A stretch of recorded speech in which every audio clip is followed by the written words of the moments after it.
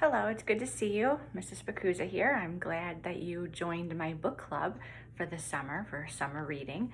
I hope you're enjoying your summer vacation and you get to do a lot of fun things at home with your family. Um, the book that I chose to read for our summer book club is The Fantastic Frame, Danger, Tiger Crossing. And I've never read this series before, so it's a new one for me, but it looked interesting when I was reading what they were all about. It's cool to me, I think, that the kids actually get to go into real life pieces of art. So as we read this book, we'll find out maybe about some of the different art pieces that they see, and we'll look at some of them ourselves as we dive into this book. So go ahead and grab your book and let's read the first chapter together. Chapter 1. I saw a giant orange pig on our swing set this morning, said my little sister Maggie. He was wearing a fancy black hat. We were eating tuna melts at the kitchen table in our new house. Of course he was, I said, and I bet he was playing Jingle Bells on the tuba. Everyone knows pigs don't play the tuba, Maggie snapped, sticking her tongue out at me. I decided not to continue this conversation. 4-year-olds say weird things, and there's no point trying to talk sense into them. The other day, it took me an hour to convince Maggie that bananas don't dance. But our mom, being our mom, felt the little bubble brain deserved a serious answer. It would be very unusual to see an orange pig on our swing set, honey, my mom said, wiping a long string of gooey cheese off Maggie's chin. At least one with a fancy hat, my dad added. Maggie slammed her sandwich down on her plate. She could have a bad temper when she wants to. I saw him, she pouted. He also had on a white shirt buttoned all the way up his blobby pig neck and a red bow tie with polka dots. This is ridiculous, I told her. There's no way a pig could tie a tie. I don't even know how to do it, and I am a 10-year-old human. You're just making up this whole story to get attention. Tiger Brooks, my mom frowned at me. Don't be so harsh with your sister, young man. She just has a very active imagination. Now clear the table, please. Wait a minute. Maggie talks like a crazy person and I get in trouble? Who made that rule? At least clearing the table got me out of doing the Saturday deliveries with my mom. She had 20 cakes to deliver that afternoon. Her business is called Cakes by Cookie, which sounds stupid until you realize that her name is Cookie. She bakes fancy cakes, mostly for little kids' birthday parties. She's been doing really well, which is how our family got the extra money to move into a bigger place from our small apartment in our old neighborhood.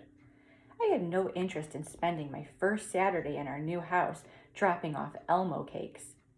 Lucky for me, Maggie wanted to go with Mom. Dad announced that he was going to take a nap, so I did the dishes and cleaned up. Afterward, I checked my new Batman watch, the one Uncle Cole gave me when I told him I couldn't tell time the old-fashioned way. It took me a while to learn, but now I could read the hands. It was only 3 o'clock.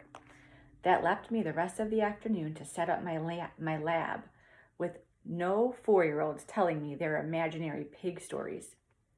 My lab is what other people would call my bedroom. I like to call it a lab because it's where science takes place. Science Tiger Brooks style, that is. I take things apart to see how they work. Clocks, radios, old tricycles, robots, wind-up dinosaurs, whatever I can find. Then I try to put them back together. Sometimes I do it right, but mostly I make weird things like a toaster with wheels, or a dinosaur that ticks, or a kitchen chair that roars. I had a lot of unpacking to do. The first box, which was labeled hands off, and that means you, Maggie, was filled with nuts, bolts, cogs, gears, and screws. Now I'm going to pause a second because cogs was a word that I had to clarify. I wasn't sure what that word was. And so when I looked it up, it's actually like a wheel with little pieces coming out of it that you can use, that they connect. It reminds me of the things you guys play with at recess where you connect them and then if you spin one, all the other ones spin. So it's just some of the tools that he uses when he's doing all of his science and creating new inventions. Okay, ready to continue? The next carton had about 1 million remote controls I had collected that had gotten separated from their machines. As I picked up the box, one of the remotes fell out and got jammed between my bed and the wall. Suddenly, I heard a whirling sound. Looking around, I saw that my radio-controlled helicopter had taken off. It circled my room and sailed out the window into the backyard. I grabbed the remote and ran into the living room. My dad was on the couch, snoring like a grizzly bear. I dashed past him into the backyard just in time to see my helicopter cruise by the swing set and disappear over the neighbor's fence. "Hey, get back here," I called out. I tried using the controller, but the helicopter was out of range. As I ran toward the fence, I noticed a weird pattern in the grass under the swing set. It looked like footprints, except they weren't human footprints. Each print was divided into 2 sections and was pointed at the top. Could they be hoof prints? They didn't look like horse hoof prints. Wait a minute. Pigs have hooves. "Stop it, Tiger," I said to myself. "You are not 4 years old. You do not see imaginary pigs. Just find your helicopter and go back into the lab." I dragged one of the lawn chairs over to the fence. I hopped up and looked into the neighbor's yard. The grass in the yard was as tall as Maggie. No one had mowed it in years. There was a barbecue covered with rust and spider webs. A long clothesline with sheets hanging on it stretched across the whole yard. The sheets were splattered with paint, big splotches of red and purple and yellow and orange. Behind one of those sheets, I could just make out, no, even I didn't believe it. I stared hard and long. Then I had to believe it. My eyes don't lie.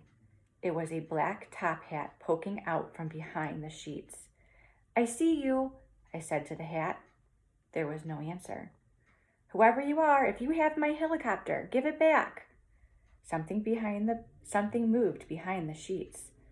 I looked down and saw hooves attached to what looked like puffy orange legs. Suddenly, a strong breeze came up and blew the sheet off the line.